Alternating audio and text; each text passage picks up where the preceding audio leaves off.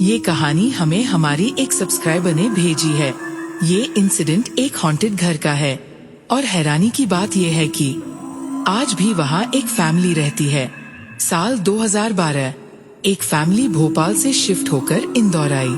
इंदौर में उन्होंने अपने पूर्वजों की जमीन पर घर बनाया, उसी जमीन पर जहाँ उनकी दादी पहले रहती थी। और पापा के भाई का घर भी पास ही था। घर में सिर्फ 4 लोग थे, मम्मी, पापा, बड़ा भाई और ये लड़की। शुरू में सब नॉर्मल था, बस मम्मी को कभी कभी बुरे सपने आते थे।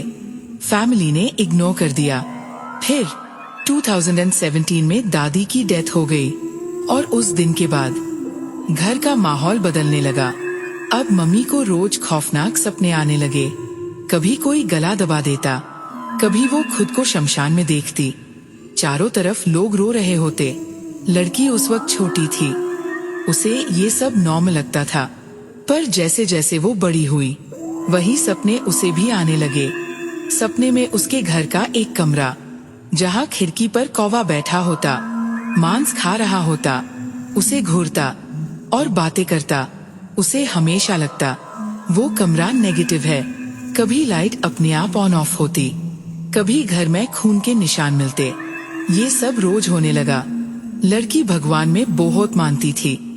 वो चाहती थी फैमिली भी स्पिरिचुअल हो, पर जब वो पापा को ये सब बताती, कोई यकीन नहीं करता।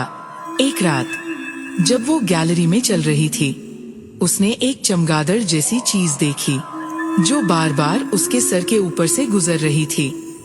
सुबह पापा उसे लेकर पंडित जी के पास गए। पंडित जी ने सिर्फ इतना कहा, इस घर को खाली कर दूं। तुम्हारा घर कब्रिस्तान पर बना है और जिस कमरे में तुम्हारी बेटी को चीजें दिखती है, वहाँ नीचे एक पुरानी कब्र है।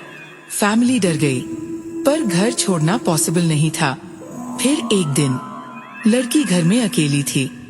वही कमरा, वही जगह। सोते वक्त उसे लगा जैसे कोई उसके सीने पर बैठ गया हो। सांस रुकने लगी, वो हिल भी नहीं पा रही थी।